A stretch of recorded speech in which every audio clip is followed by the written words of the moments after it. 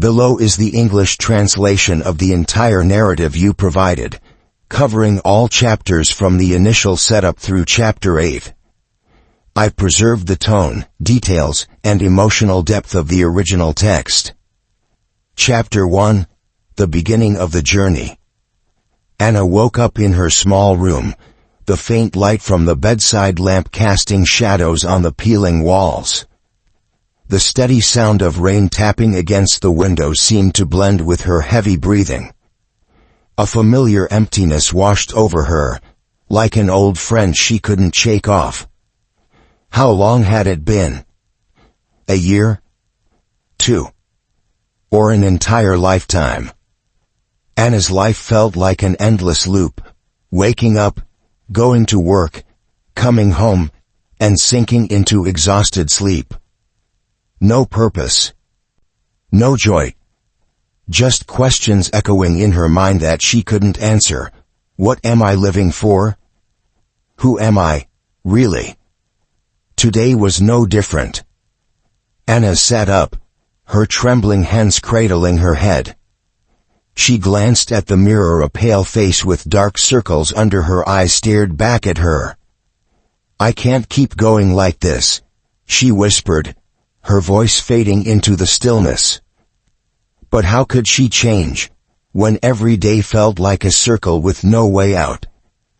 Her job at the grocery store offered no meaning, and her shallow social interactions couldn't fill the void in her heart. She felt like she was slowly disappearing, a grain of sand swept away by a raging tide. That evening, Anna sat on her worn-out sofa, holding a cup of tea that had gone cold. She gazed out the window, watching raindrops streak down the glass. Suddenly, a strong gust of wind rattled the frame. Anna shivered, but not from the cold. Something in the air made her heart beat faster, a vague premonition, as if fate were knocking at her door. She closed her eyes, trying to dismiss the strange feeling, but sleep soon overtook her, pulling her into another world. In her dream, Anna found herself standing in a vast, desolate field, the wind swaying the tall grass around her. The sky above was gray and oppressive, but in the distance, a faint beam of light pierced through the thick clouds. She walked forward, her bare feet touching the cold earth, her heart a mix of confusion and curiosity. Then a figure appeared before her, an elderly man with white hair and eyes so deep they seemed to hold the universe. He wore a long robe and held a wooden staff carved with strange symbols. His warm, resonant voice cut through the wind. Anna, are you ready? Your path awaits, but you must find the light within your own darkness. Anna jolted awake, her heart pounding. Sweat dripped down her forehead, but it wasn't fear she felt, it was a mix of excitement and bewilderment. The dream had been too vivid, too real, like a summons from the depths of her soul. Who was that man? What path was he talking about? Anna wasn't sure, but one thing was clear: she couldn't keep living like this. Perhaps this was her chance to break free from the hollow shell she'd trapped herself in for so long. The next morning, Anna decided to do something she'd never considered before: search. She didn't know where to start, but her intuition told her the teacher from her dream wasn't just a figment of her imagination. She sifted through her memories, trying to recall if she'd ever heard of such a person. Then a name flashed in her mind: Elias, a figure her elderly neighbor had once mentioned in vague tales of spirituality. People said he lived in seclusion somewhere near the forest on the outskirts of town, a place few dared to visit. Anna didn't believe in mysticism, but this time, she had no other choice. With a small backpack slung over her shoulder, Anna stepped out of her apartment, her heart full of resolve tinged with apprehension. The rain had stopped, leaving the air fresh and damp. She took a deep breath, feeling the coolness fill her lungs. This is the beginning, she told herself. Anna's journey started here not just to find the teacher from her dream, but to find herself. She walked along the narrow path leading into the forest, where tall trees wove together to form a dark green canopy. Sunlight filtered through gaps in the leaves, casting faint patches of light on the wet ground. The chirping of birds mingled with the rustling of leaves beneath her feet, yet the stillness of the forest felt eerie, as if it were watching her. The light backpack now seemed heavier, not from its contents, but from the jumble of thoughts in her mind. What am I doing? She wondered, but her feet pressed on, drawn by an unseen force. After nearly an hour of walking, Anna stopped before a small wooden house tucked behind dense bushes. The house looked weathered, its walls covered in green moss, its tiled roof sagging as if on the verge of collapse. A thin wisp of smoke rose from the chimney, carrying the faint scent of burning wood. Was this the place she was meant to find? Anna took a deep breath, steadying herself, and knocked lightly on the chipped wooden door. No answer. She knocked harder, and this time, a warm voice called from within. Come in, Anna. I've been waiting for you. Her heart raced. How did he know her name? She pushed the door open, and the dim glow from a fireplace illuminated the face of the man sitting in an old armchair.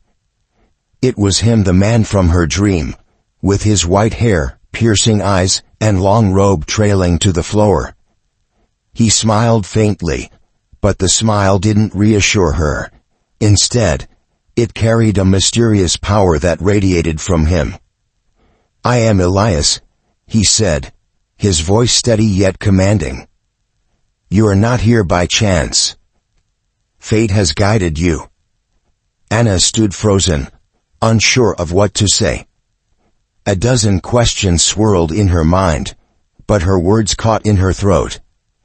Elias gestured for her to sit in the chair across from him, then handed her a wooden cup. Drink, he said. This tea will calm you. Anna hesitated but took it. The herbal scent wafted up, soothing her senses. She sipped it, then mustered the courage to ask, Why am I here? What do you know about me? Elias didn't answer immediately.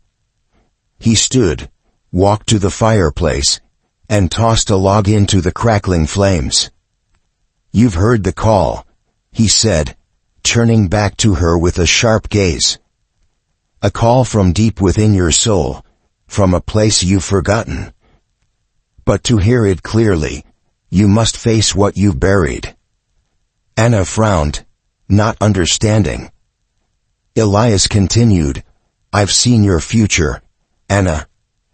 A path filled with light, but also shadowed by darkness. You'll become a beacon for the lost, but first, you must weather the storm within yourself.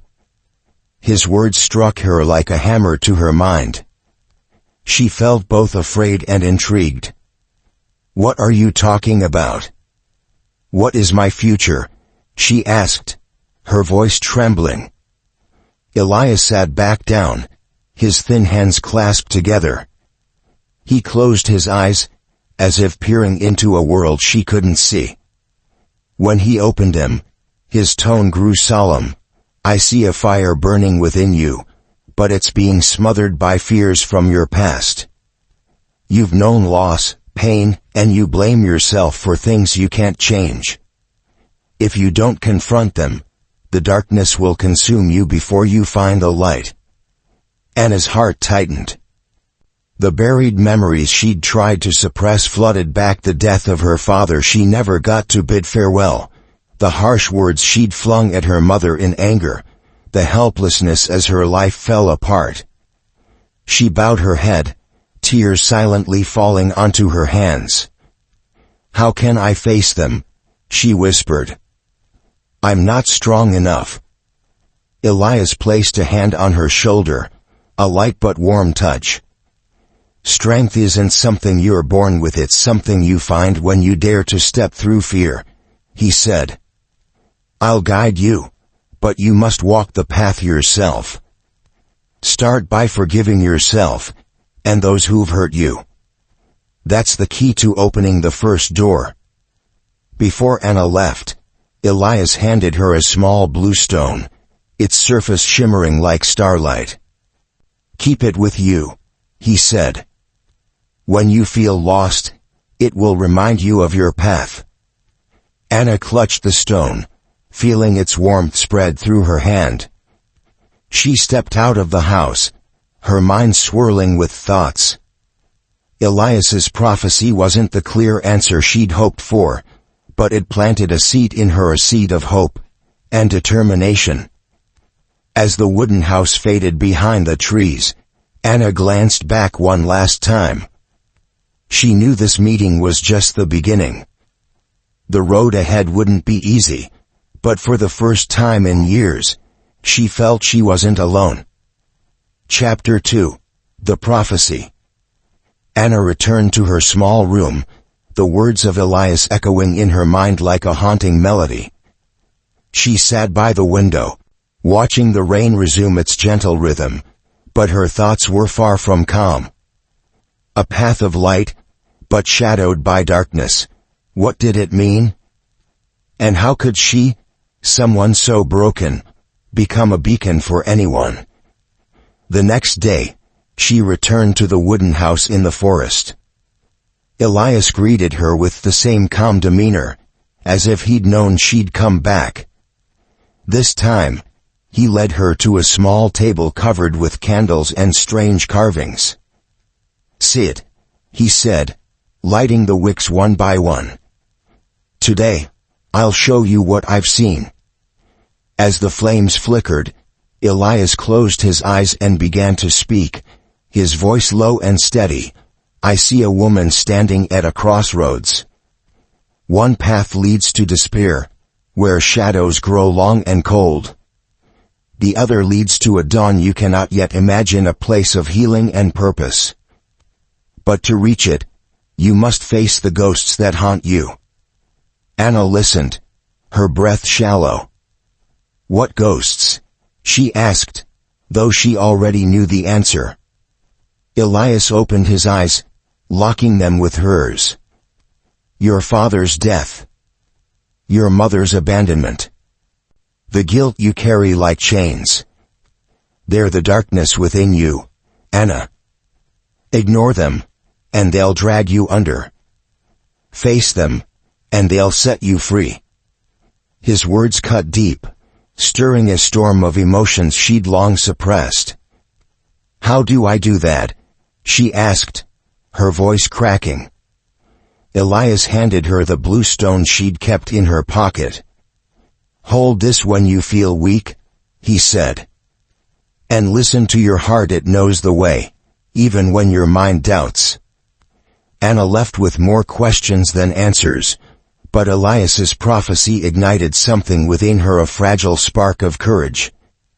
She wasn't sure she believed in his visions, but she couldn't deny the pull she felt, urging her forward. Chapter 3. The Inner Battle. Anna sat alone in her small room, the flickering light of a candle illuminating her troubled face. Elias's words lingered in her mind. To move forward, you must face what's held you back. But confronting the past wasn't easy. It was like opening a door she'd locked long ago, where painful memories lay buried under layers of time.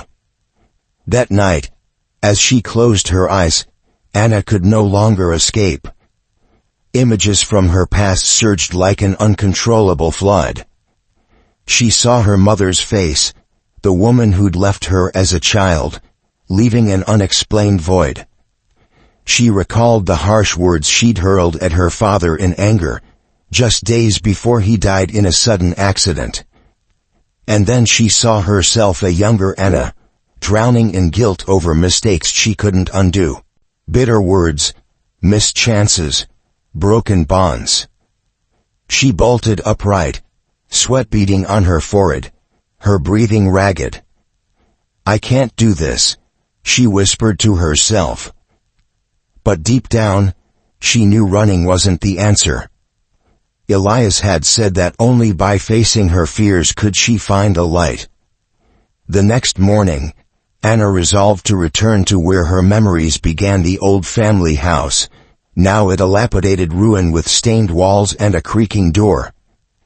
Her steps were slow as she entered, each one dragging a fragment of the past with it. She stopped before the cloudy mirror in the living room, where she'd once argued with her father. "I wish you'd never had me," she'd screamed in a fit of rage. Those words now pierced her heart like a blade. Anna sank to her knees on the dusty floor, tears streaming down her face. "Dad, I'm sorry," she choked out. "I didn't mean it. I just wanted you to understand me." In that moment, she felt an invisible hand rest on her shoulder, gentle and warm. She didn't know if it was her imagination or something more, but for the first time in years, a weight lifted from her chest. Forgiving others was only the beginning. Anna knew she also had to face herself.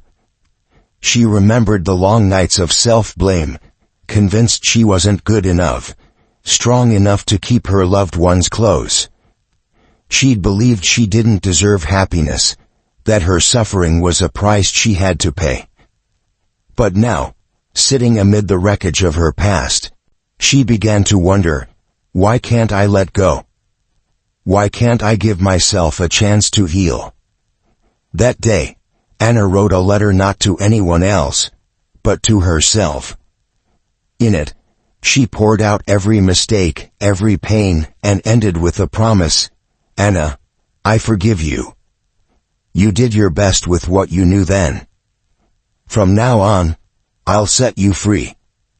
She burned the letter under the setting sun, watching the flames consume each word, as if they were also devouring the invisible chains that bound her.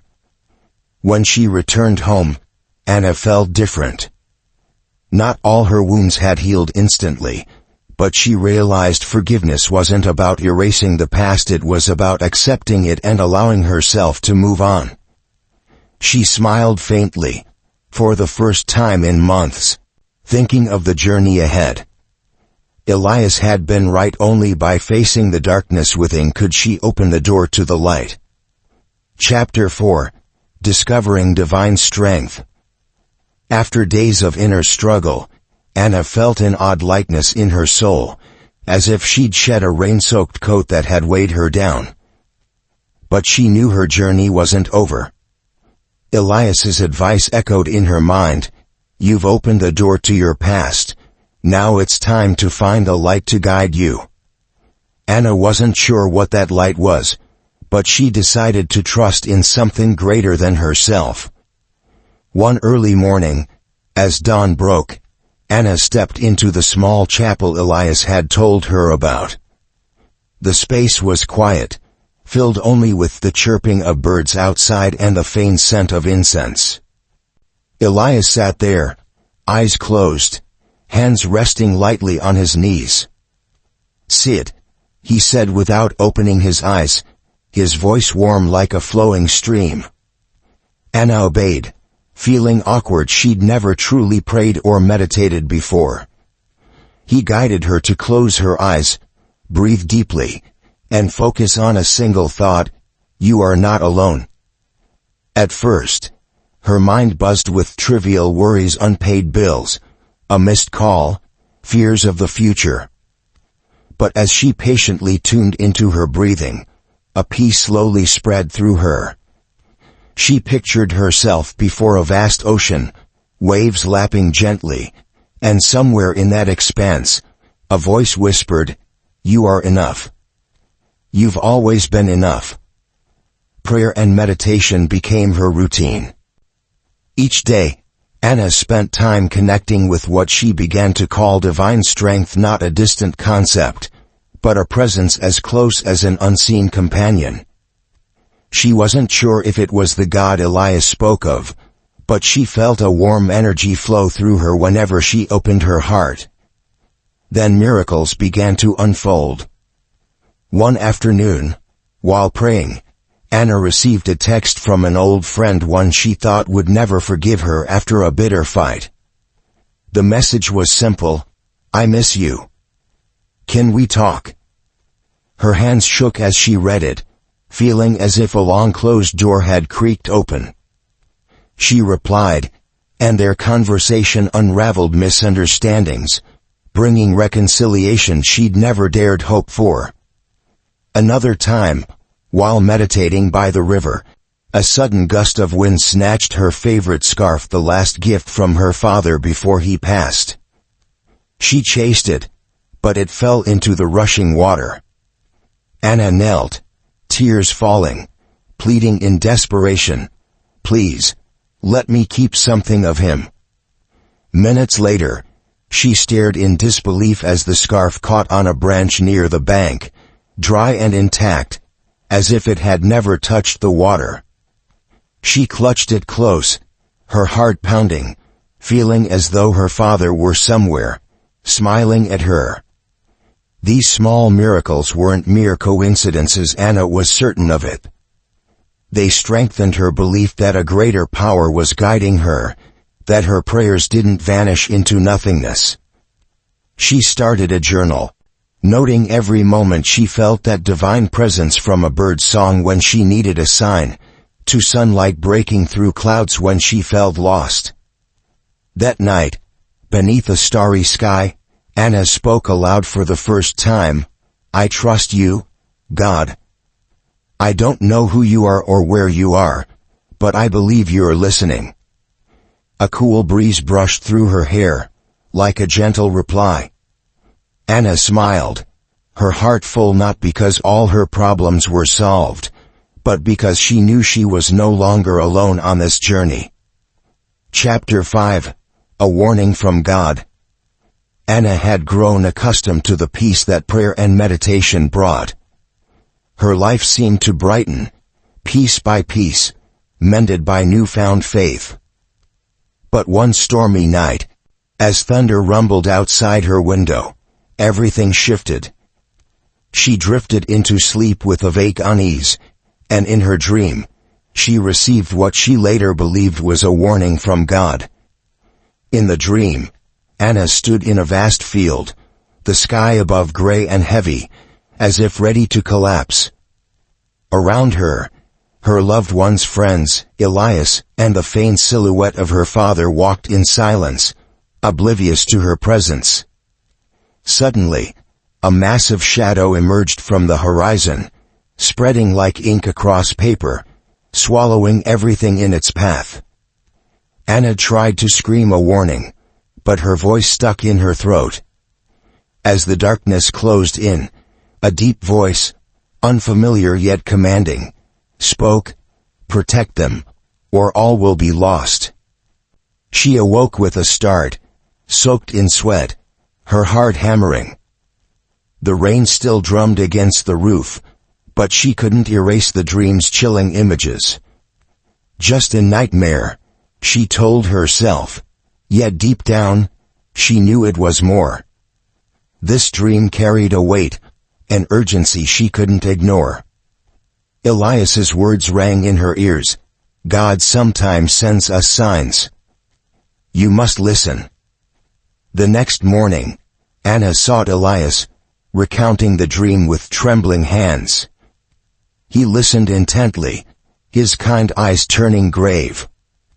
"This is no coincidence, Anna," he said. "Dreams are how God speaks to those willing to hear. The darkness you saw may be a real threat, not just to you, but to those you love." Anna interrupted, her voice laced with panic. "But what do I do? I don't know what it is or when it'll come." Elias placed a hand on her shoulder, his tone calm but firm. "Trust your instincts. Pray for guidance, and act when the time comes."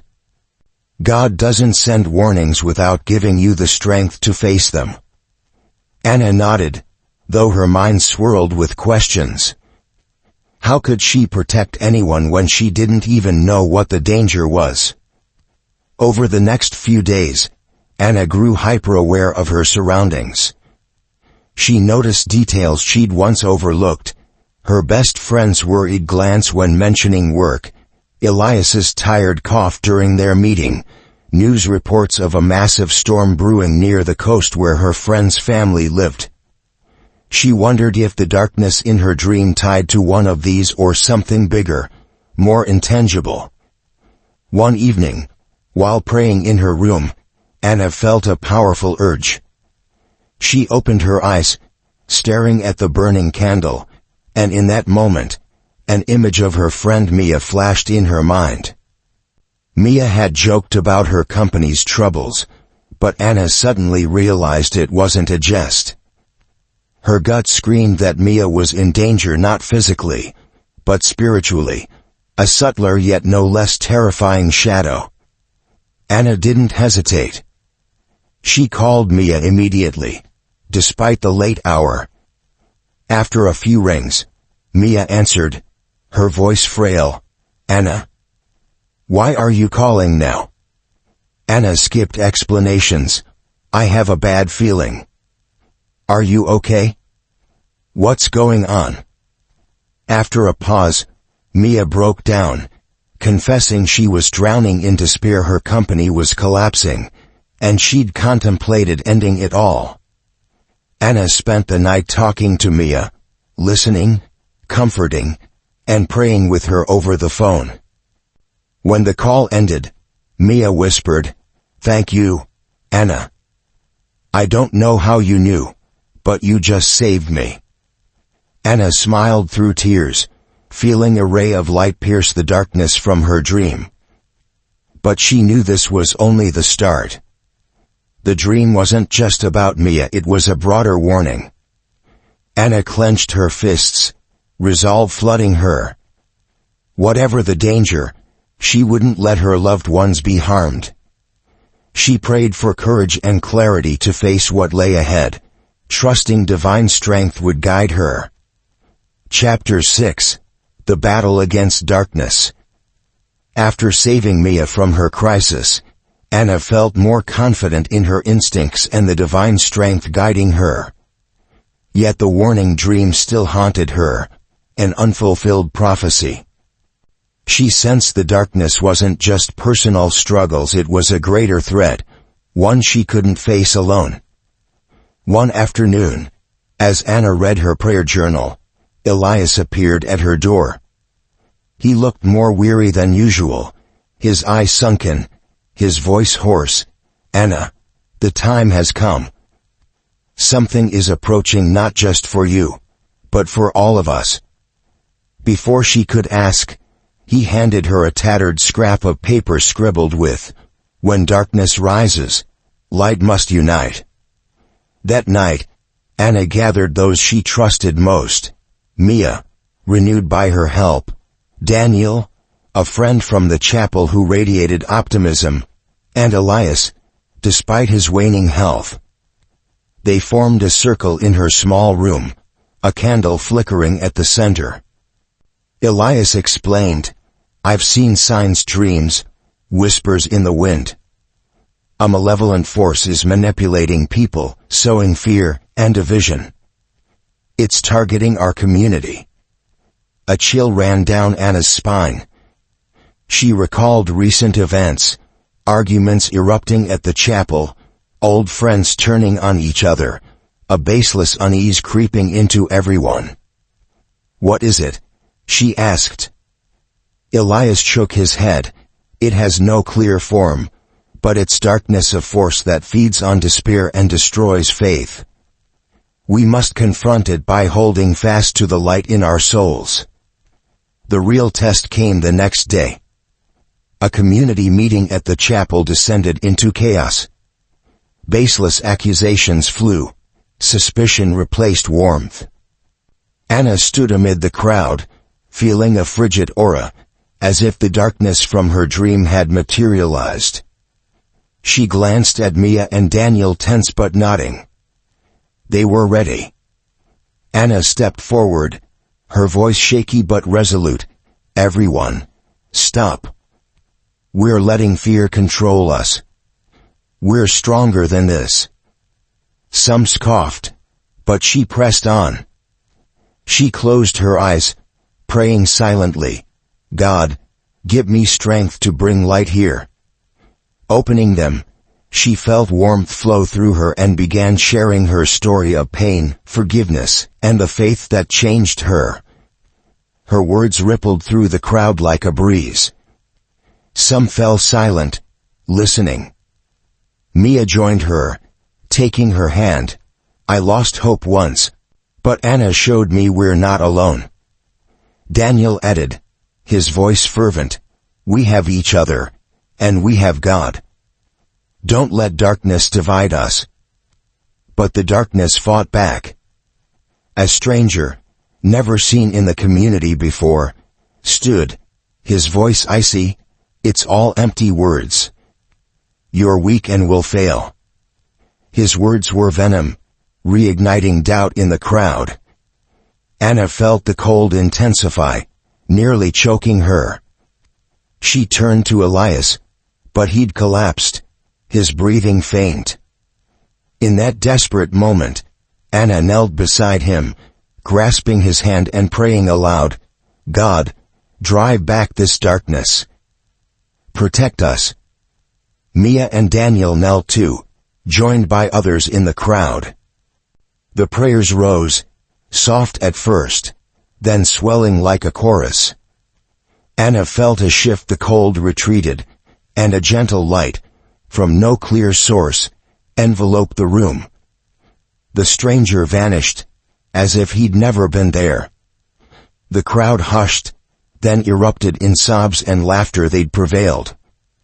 Anna helped Elias up. He smiled weakly. "You did it, Anna. Light has won." As people embraced in joy and unity, Anna knew darkness might return in another guise. But she was no longer afraid. With faith and her companions, she believed they could face anything. Chapter 7: Liberation and Transformation. After the battle at the chapel, Anna stood quietly in the now peaceful space. The soft laughter, tight hugs, and grateful looks confirmed they'd weathered the storm together. But for Anna, it was more than victory, it was liberation. A lightness, a freedom she'd never known, as if the invisible ropes binding her soul for years had snapped. That night, she returned home and sat by the window, watching a light rain fall. She held her journal, flipping through pages of pain, doubt, and miracles. She smiled, realizing she wasn't the old Anna trapped in fear and self-blame. Now, she felt like a bird freed from a cage, wings still clumsy but eager to soar. The next day, Anna visited Elias at his home. He was frail, but his eyes lit up when he saw her. "You've changed, Anna," he said, his voice raspy yet warm. "You didn't just save the community, you saved yourself." Anna bowed her head, tears falling. "I couldn't have done it without you, Mia, Daniel, everyone, and I think, without God." Elias took her hand, smiling. "God was always there, but you chose to walk with him." The change wasn't just internal. Anna saw it in her daily life. Mornings, once met with dread, now began with a brief prayer of thanks for a new day. Passing her old family home, once a source of pain, she no longer felt burdened. Instead, she paused, touched the door, and whispered, "Thank you, Dad, for giving me strength to go on." For the first time, she felt at peace with the past, not because it was gone, but because it no longer ruled her. The community noticed too. They sought her out not as a leader, but as a friend who'd overcome darkness and was ready to listen. One evening, sharing her story with a small group at the chapel, an elderly woman took her hand. "You made me believe I can forgive too." "Thank you." Anna was stunned, never imagining her scars could lighten others' way. The clearest moment came one day as she stood before her mirror. Her eyes, once dim, now shone with new faith. She realized this journey wasn't just about finding meaning, it was about becoming a better version of herself. Freed from self-doubt, she carried a new purpose: to spread hope. Anna began rewriting her story not in a private journal, but on pages she'd share with the world. She wrote of pain, darkness, and how faith pulled her from the abyss. Finishing, she set down her pen, gazed at the night sky, and whispered, "I'm ready to help others find light, as you did for me." A small flame kindled within her, not of ambition, but of compassion and resolve. Her life had changed forever. No longer just a survivor, she was an inspiration. Her journey wasn't over, but now she walked with the confidence that she wasn't alone. Chapter 8: A New Journey. Having conquered darkness and found liberation, Anna no longer saw her life as a string of meaningless days. A deep calling stirred within her, not just to live for herself, but to help others find the path she'd walked. One morning, as sunlight streamed through her curtains onto the pages of her story, Anna knew it was time to share it with the world. She started small, hosting a gathering at the chapel for those who'd witnessed the battle against darkness and newcomers curious about her journey. Standing before them, she no longer trembled. With a clear voice and steady gaze, she recounted everything: days lost in pain, the dream that led her to Elias, the miracles of faith, and how she found light amid darkness. When she finished, silence fell, then applause erupted. A young man stood, hesitating. "How did you overcome fear?" "I want that too." Anna smiled. "I didn't do it alone. I believe something greater guided me, and it can guide you too." Her words spread quickly. Small gatherings grew into larger sharings, not just at the chapel but across town. She didn't claim to be a leader or perfect, just Anna, once lost, now reaching out to help. She wrote a modest book, Light Beyond Darkness, chronicling her journey to reach those in need. It wasn't grand, but its sincerity resonated deeply. Anna also began guiding others in prayer and meditation, as Elias had taught her. She held group sessions at home, where people sat in a circle, eyes closed, seeking inner peace. Once, while leading, she realized she wasn't just teaching, she was learning. A woman shared her grief, and Anna's heart stirred, as if seeing her old self. "Thank you for reminding me this journey never ends," she said, and they laughed through tears. Elias, though fading, watched her with pride from afar. One day, he summoned her and gave her a simple wooden necklace engraved with light. "You've become the teacher I hoped for," he said, his voice trembling. "Keep going, not for me, but for those who need you." Anna hugged him, feeling the new responsibility, but this time, without fear. Her journey wasn't just about helping others, it was self-discovery. She spent time alone by the river, where she'd experienced the scarf miracle. There, she meditated, listening to the water and wind, her bond with God deepening. She realized every step, every person she helped, taught her more about herself, her strength, compassion, and limits she was still learning to transcend.